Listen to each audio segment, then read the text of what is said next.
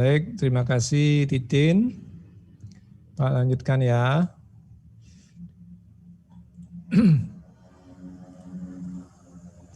Manajemen operasi kita masuk pada subbahasan unit komitmen part 1 ya, bagian pertama. Kita membahas unit komitmen. Sebelumnya kita sudah membahas peramalan beban jangka pendek ya. Ada beberapa metode yang bisa digunakan, begitu juga ada contoh soalnya dan jawabannya sudah ada juga di materi yang Bapak share setelah UTS, bisa dilihat ya. Bapak tidak akan bahas lagi karena di sana sudah ada. Karena Bapak rencananya hari ini kita masuk unit komitmen, minggu depan unit komitmen, dan minggu terakhir kita latihan soal ya. Latihan soal, beberapa soal kita latih untuk persiapan UAS-nya. Jadinya ada 1 minggu terakhir yang kita gunakan untuk latihan soal. Oke Bapak, lanjut aja materi dulu. Masalah unit komitmen. Apa itu unit komitmen? Mengapa mempelajari peramalan beban jangka pendek sebelum masuk ke materi unit komitmen? Baik, untuk diketahui peramalan beban itu kan meramal ya, artinya memprediksi ya berapa kebutuhan beban. Kalau jangka pendek berarti 7 hari ke depan yang berhubungan dengan hari-hari yang berbeda ya. Artinya Senin, Selasa, Rabu, atau kita bisa kategorikan berdasarkan kelompok hari kerja ya, hari pendek dan hari libur ya. Kemudian ada kejadian-kejadian yang memang kita perlu ramal atau perlu prediksikan supaya bisa membuat perencanaan operasi pembangkitnya ya. Yang dalam hal ini disebut unit komitmen, artinya pembangkit-pembangkit yang beroperasi dalam jam-jam tertentu selama 7 hari ke depan. Artinya di kondisi itu adalah operasi ROH ya, rencana operasi harian. Biasanya kalau Anda PKI ya di Tanjung Karang ya, PDP Gardu Induk di Tanjung Karang ya. Di sana ada salah satu tugas ya, yaitu merencanakan operasi harian ya, hingga komitmen ini diperlukan untuk misalnya diprediksi atau diramalkan beban pada jam-jam tertentu ya berdasarkan peramalan beban jangka pendek. Nanti akan dibuatkan rencana operasinya. Nah, rencana operasi ini berhubungan dengan pembangkit-pembangkit yang akan dioperasikan. Nah, itu yang disebut dengan istilah unit komitmen ya. Mengapa perlu unit komitmen? Nah, kita masuk di sini ya. Apa itu unit komitmen? Naik turunnya pemakaian energi listrik mengikuti siklus kegiatan manusia sehari-hari ya. Karena memang listrik itu atau kebutuhan atau pemakaian listrik itu sangat tergantung dari kegiatan manusia sehari-hari ya. Kedua, naik turunnya energi listrik selalu diimbangi oleh pembangkit energi ya, jelas ya. Kalau misalnya tidak diimbangi akan terjadi pemadaman ya, artinya tidak ada suplai yang bisa, sehingga diperlukan ini yang diperlukan penjadwalan unit pembangkit yang on dan unit yang off dalam siklus waktu tertentu. Nah, untuk itu diperlukan sebuah operasi pembangkit yang disebut sebagai unit komitmen ya. Nah, penjadwalan pembangkit tersebut memperhatikan kondisi optimal ekonomis. Artinya dalam memilih pembangkit yang on dan off itu harus memperhatikan kondisi optimal secara ekonomis ya harus memenuhi batasan-batasan teknis dalam pengoperasian pembangkit di dalam sistem tenaga. Nah, batasan-batasan teknisnya ada beberapa macam ya, nanti bahas berikutnya.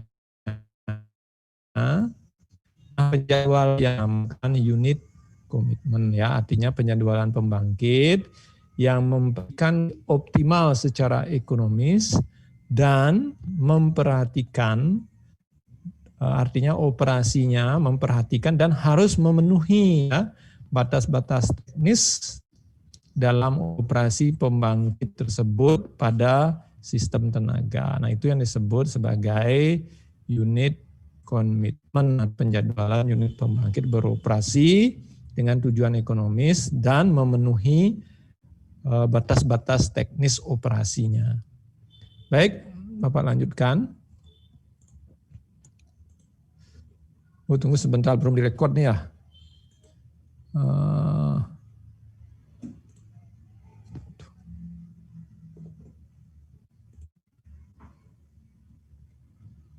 Record, oke. Pak lanjut lagi.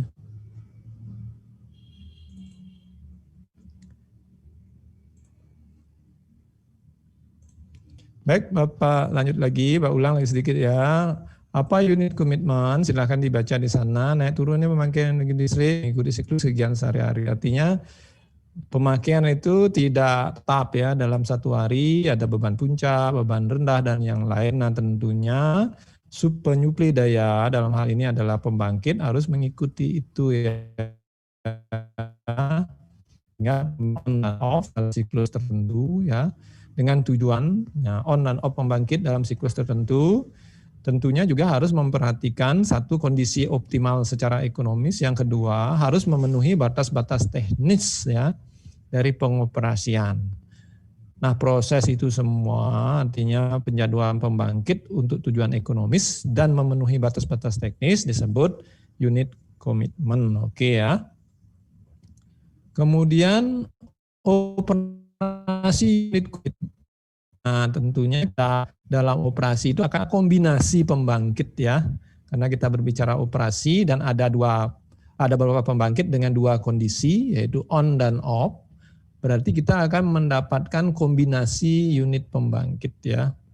Kombinasi unit pembangkit. Bisa pembangkit misalnya ada 5 pembangkit. Berarti akan ada berapa kombinasi untuk on dan off-nya gitu ya.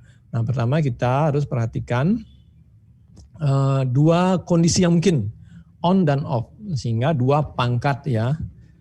Misalnya ada 5 pembangkit, berarti 2 pangkat 5 ya dikurangi 1 ya.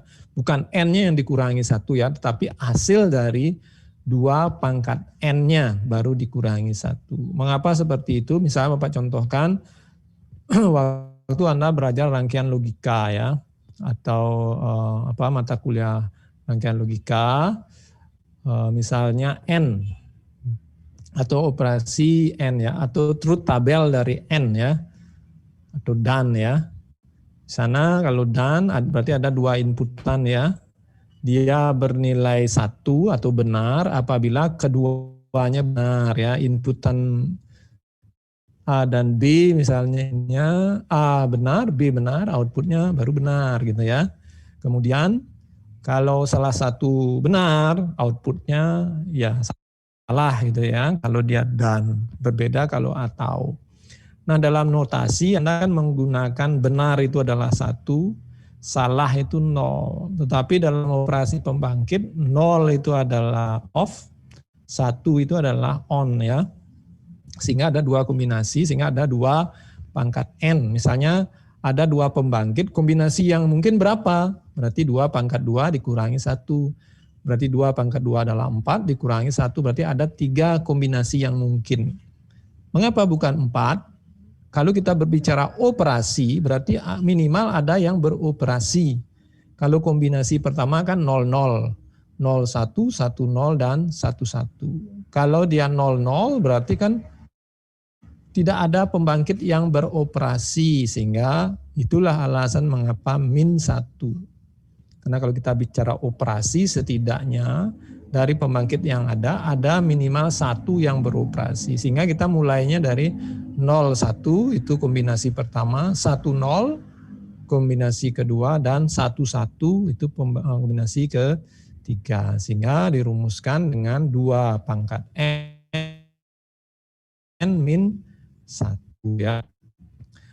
Nah dari sana baru nanti diperhitungkan berapa biaya yang mungkin ya dari kombinasi itu. Nanti diambil biaya yang terendah ya. Baik, ini sebagai contoh misalnya ada 3 pembangkit ya. Dengan biaya pembangkitan F1, F2, F3. Di sini kalau Anda lihat F1, nah ini adalah A plus B P1 ya plus C P1 kuadrat. Itu adalah karakteristik input output pembangkit ya untuk polinomial order 2. Begitu juga untuk F2, F3, dan yang berikutnya ada batasan daya dari masing-masing pembangkit. Artinya P1 bisa beroperasi dari 150 sampai 600 itu ya, P2 100 400, P3 50 sampai 200 ya. Nah misalkan untuk beban 550, periksa kondisi optimum. Nah artinya 550 megawatt, kalau kita lihat dari ring pembangkit, berarti hanya operasi pembangkit satu bisa beroperasi sendiri karena dia kemampuannya sampai 600, sehingga dia 100 bisa ya, artinya P1-nya on, P2, P3 off, karena bebannya 50 mungkin ya, karena kita disuruh periksa kondisi optimum, artinya memilih mana yang kombinasi yang minimum dari kombinasi yang mungkin. Kalau kombinasi ini berarti ada 2 pangkat 3, berarti 2 kali 2 kali 2, 8 ya. 2 kali 2, 4 kali 2, 8. Dikurangi 1, 7, berarti akan ada 7 kombinasi yang mungkin gitu ya. 001, 010, 011 gitu ya. Kalau secara rangkaian logika 100 kan begitu ya. Nah, kita bisa lakukan hal yang sama untuk memeriksa kondisi optimumnya seperti ini ya. 001 ya, karena 00 kan enggak ada, karena seperti Bapak sampaikan tadi minimal ada satu yang beroperasi. 001 ini kapasitas maksimumnya 200 ya. 200 karena beban 55 mungkin beroperasi ya, sehingga kombinasi ini tidak mungkin ya. Kasih strip artinya pembangkit ketiga unit pembangkit tidak mungkin bisa menyuplai daya 550 gitu ya. Begitu juga unit 2 010 dia hanya mampunya 400, bebannya 550, jadinya enggak mungkin beroperasi juga gitu ya. Itu juga ini ya. Ini secara ideal dulu ya, di samping kita memperhatikan ada istilahnya cadangan berputar dan yang lain ya. Berikutnya kita bahas itu, artinya kita asumsikan bahwa ini dia secara ideal bisa beroperasi antara ring sebelumnya ya, ring yang ditampilkan sebelumnya yang ini ya. Oke, tanpa memperhatikan kekangan yang lain ya. Baik, misalnya ini 1 dan 2 beroperasi, oke, dia 600 ya, karena 200 tambah 400, 600 ya, jadinya beban 550 bisa. P2 untuk kondisi optimal dia adalah 400 dan 150. Dari mana dapat 400 dan 150? Kira-kira siapa tahu dari mana?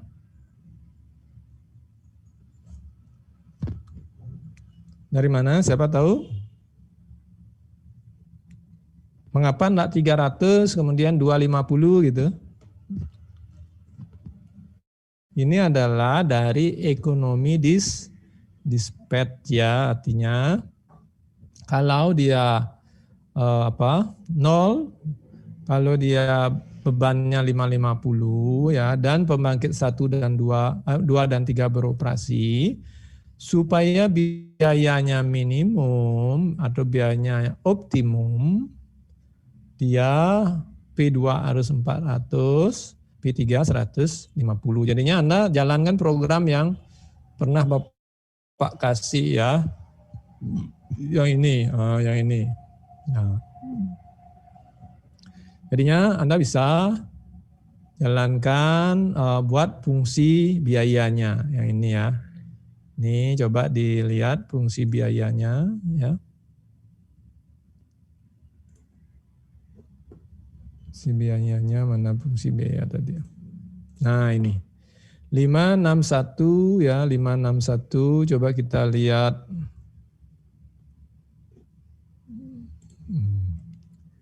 561,0 ya 79.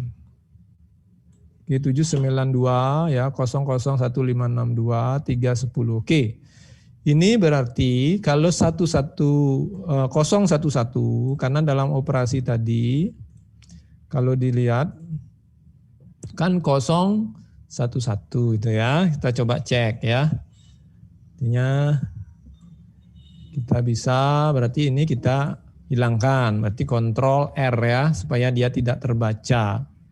Berarti ini sudah artinya dua pembangkit yang beroperasi, W2 dan 3 ya, dengan biaya seperti itu. Ya. Oke, kita jalankan. Kita kasih beban 550, itu ya, beban 550. Bebannya dalam 550 ya. Oke, ini enggak masalah ya, PU ataukah apa enggak masalah.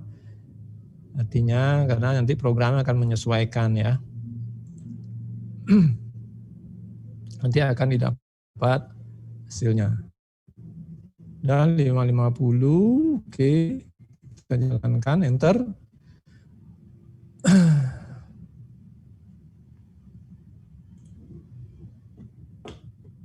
Kok PG-nya oke, ternyata dia P2-nya sudah 100 ya. X C ya. Ulang ya, 550.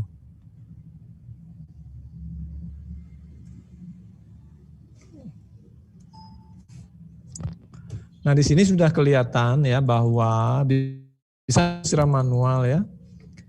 Bahwa P2-nya, karena kita hilangkan ini berarti yang satu ini adalah P2 ya 400.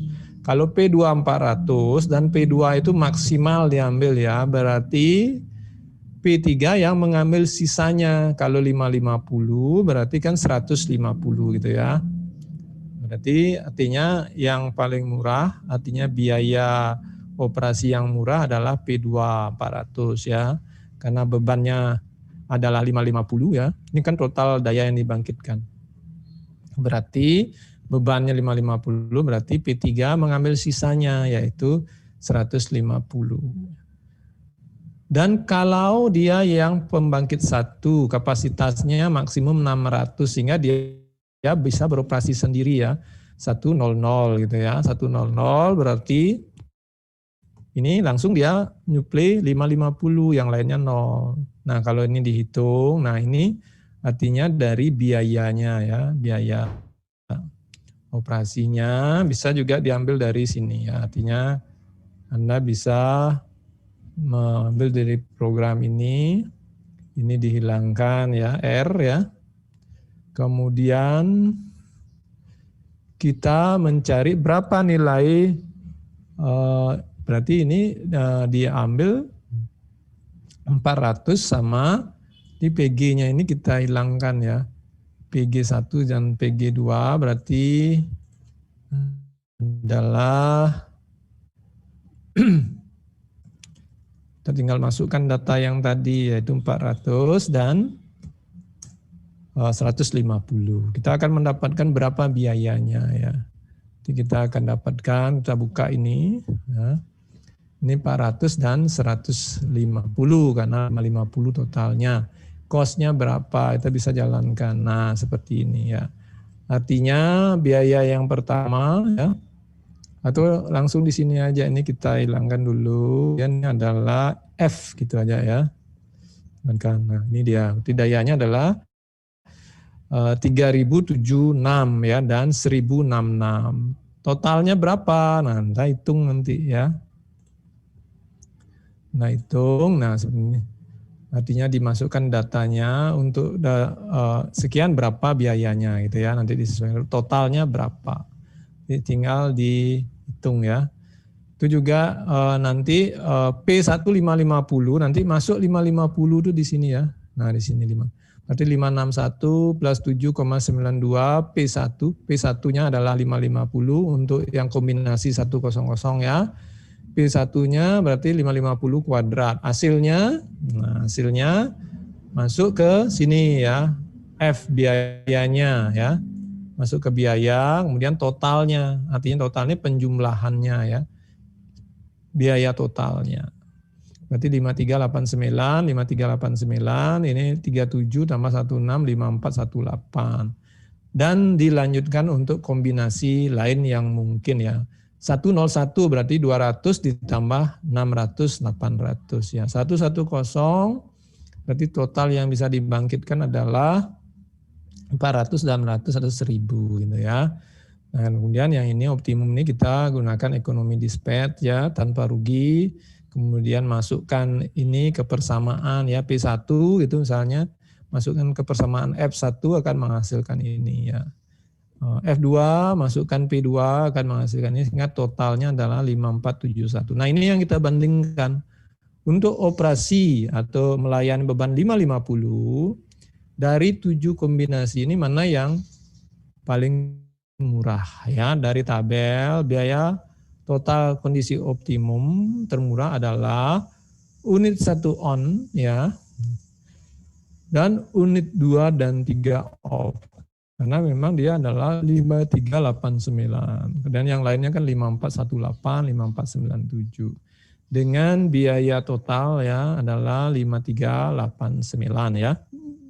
Rupiah per jam. Kalau satuannya ini ya, rupiah per jam.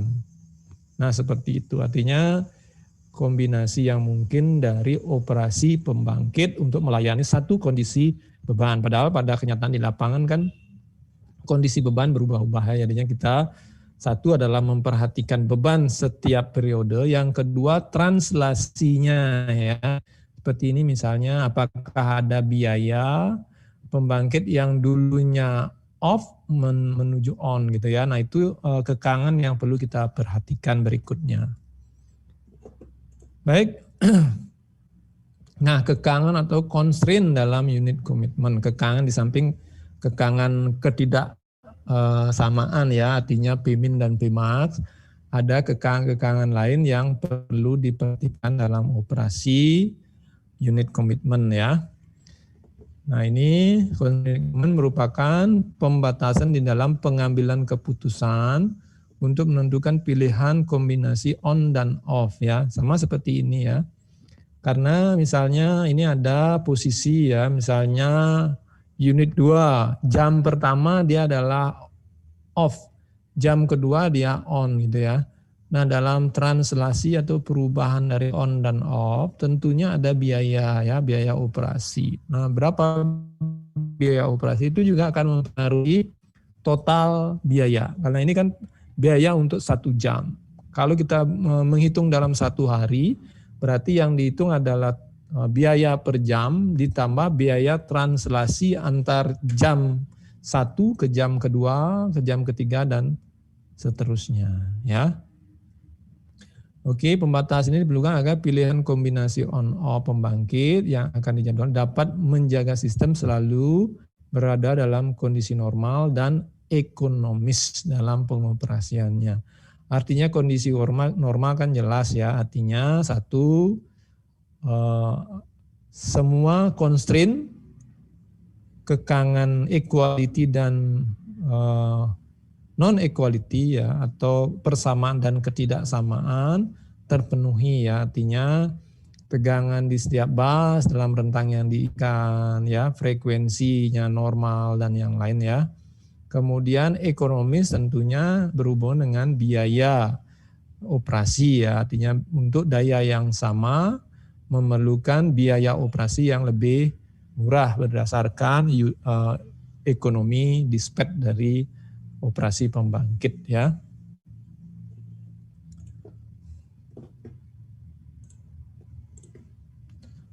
Oke, berikutnya. Nah, ini ada kekangan.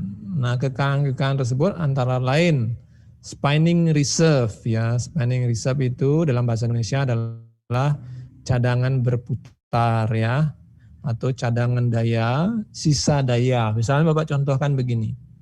Ada operasi 2 pembangkit gitu ya, atau 3 pembangkit. Masing-masing pembangkit misalnya adalah 5 mega.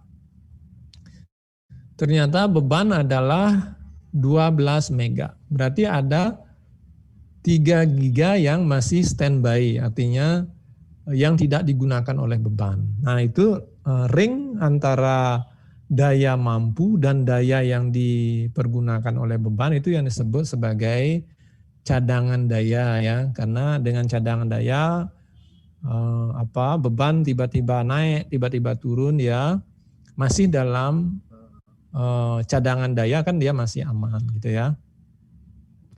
Cadangan daya ini juga dibutuhkan apabila salah satu unit mengalami kegagalan operasi. Nah sekarang kalau hal itu artinya sebagai cadangan kegagalan operasi, kira-kira berapa cadangan daya minimum yang seharusnya disiapkan oleh penyedia daya, sehingga kalau ada kegagalan operasi salah satu pembangkit ya atau trip jatuh, maka tidak akan terjadi kegagalan operasi atau terjadi pemadaman, apalagi terjadi pemadaman blackout ya, seperti kemarin kita di SKL, Sistem Kelistrikan Lombok, mengalami blackout karena memang kita cadangan daya atau spinning reserve dari sistem kurang ya. Sehingga kalau ada pembangkit yang besar, apalagi pembangkit utama yang trip gagal, pasti nanti frekuensi itu turun dengan cepat ya. Nanti semua akan merasakan, karena memang yang paling dirasakan oleh sistem kan perubahan frekuensi sehingga terjadi trip ya. Dan kalau efek negatifnya adalah blackout ya, seperti kemarin. Nah, sekarang bagaimana cadangan daya untuk menggantikan berapa minimalnya? Nah, itu jadi pertanyaan kan. Artinya supaya walaupun terjadi pembangkit trip ya, apakah itu pembangkit besar ataukah pembangkit kecil, sistem tidak trip. Nah, kita membutuhkan cadangan daya berdasarkan logika, berarti adalah besarnya sama dengan kapasitas pembangkit terbesar dalam sistem ya. Artinya misalnya kita mempunyai pembangkit, makanya lebih baik kita mempunyai pembangkit yang ukurannya hampir sama daripada pembangkit yang kapasitasnya besar sekali, ada yang kecil sekali ya. Jadinya spinning reserve kita akan jauh sekali. Nah, Bapak contohkan misalnya ada 3 pembangkit ya, 555. Nah, berarti kan total daya mampunya 15 gitu ya. Berapa cadangan berputar idealnya? Berarti harus 5 mega. Karena kalau satu yang trip, berarti kan bebannya kalau 10 berarti kan tidak masalah gitu ya. Artinya adalah cadangan berputar itu minimal sebesar pembangkit terbesar dalam sistem ya. Artinya kalau misalnya pembangkit 555 berarti cadangan berputarnya atau cadangan dayanya cukup 5 gitu ya. Misalnya pembangkit 1 membangkitkan 3 gitu ya, berarti sisanya 2. Pembangkit 2, 3 berarti sisanya 2. Pembangkit 1 membangkitkan 4 atau menyuplai 4 mega berarti sisanya 1. Nah, kalau pembangkit 4 misalnya trip, berarti ada 4 mega yang harus dilayani dan dia bisa pindah ke pembangkit 1 dan pembangkit 2 sehingga sistem tetap dapat beroperasi gitu ya kalau kita berbicara pembangkit dengan kapasitas yang sama. Bagaimana kalau kapasitasnya berbeda? Misalnya satunya 10 mega, yang kedua 5, yang ketiga 5 gitu ya. Berarti operasi seperti itu kita harus mencadangkan daya 10 mega. Misalnya bebannya adalah 10 tetap ya, 10 atau lebih besar dari 10 misalnya 15 gitu ya. Karena kapasitas total kan 20, 10, 55 kan 20 mega. Beban adalah 15 mega, berarti cadangannya hanya 5 mega. Nah kalau pembangkit terbesar, trip atau jatuh, berarti kan 10 mega hilang. Karena beban adalah 15 sehingga 5 mega hilang dengan artinya beban yang 5 mega ini tidak bisa disuplai oleh pembangkit lain karena 55 kan 10 totalnya. Sehingga pembangkitnya ada kapasitasnya 10,55 berarti cadangan berputarnya minimal 10 mega ya. Artinya sebesar pembangkit terbesar dalam sistem ya. Spinning restart harus memperhitungkan beberapa hal juga ya. Artinya spinning restart harus dialokasikan dengan mempertimbangkan ada pembangkit dengan kecepatan respon tinggi ya dan pembangkit dengan respon rendah. Ini hubungannya dengan kecepatan dari pembangkit untuk masuk ke sistem untuk mensupport kalau memang ada trip. Nanti ada pembangkit yang bisa masuk ke sistem dengan cepat ya. Yang kedua, nah ini juga penting, spinning reserve juga harus disebar secara merata untuk menghindari batas kemampuan transmisi ya, untuk mengantisipasi problem sistem secara island system. Artinya kalau ada gangguan, kalau spinning reserve-nya terkumpul pada satu pembangkit, sehingga kalau ada pemadaman di pembangkit yang tidak dilengkapi oleh pembangkit yang mempunyai respon tinggi, pasti di sana operasi secara terpisah, kemudian terjadi pemadaman di lokasi itu. Ini artinya untuk sistem yang interkoneksi ya, artinya ada pembangkit-pembangkit dengan kecepatan respon tinggi yang perlu disebar untuk menghindari atau pemadaman ya, mengantisipasi operasi secara island. Artinya kalau ada operasi secara island, setidaknya beban masih bisa dilayani karena memang masih ada spinning reserve di setiap island tersebut ya, atau setiap area ya. Island itu maksudnya membentuk sistem-sistem sendiri ya, artinya terpisah dari sistem interkoneksinya. Baik, itu kekang yang pertama. Nah, kekang yang kedua, di sini ada istilah minimum uptime dan minimum downtime ya. Ini adalah khusus untuk constraint unit thermal ya. Artinya unit pembangkit kan ada pembangkit termal dan pembangkit hidro. Nah, dalam pembangkit termal ada istilah minimum uptime dan minimum downtime ya. Apa itu minimum uptime? Minimum uptime adalah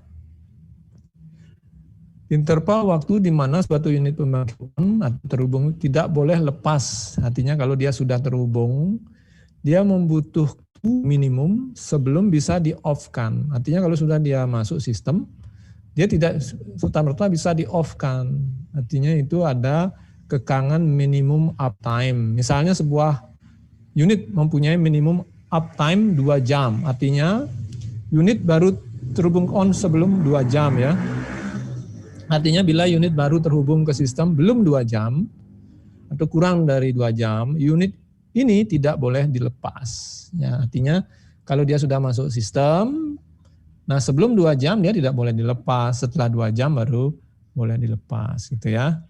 Kemudian minimum downtime adalah interval waktu minimum di mana suatu unit keadaan decommitment setelah off ya, dia tidak boleh serta-merta di-on-kan lagi ya, itu istilahnya minimum downtime. Artinya dia membutuhkan waktu berapa jam sebelum bisa terhubung kembali ke sistem gitu ya.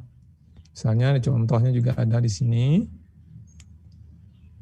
Oh, enggak ada. Misalnya dia minimum downtime 2 jam, berarti dia di-off-kan sebelum 2 jam dia tidak boleh on lagi gitu ya. Kemudian kekangan lanjutan adalah hydro constraint ya. Akibat karakteristik yang berbeda antara pembangkit hidro dan pembangkit termal. Tergantung dari tata guna air ya. Kemudian ada istilah mass run unit. unit pembangkit yang tidak boleh dipadamkan karena dia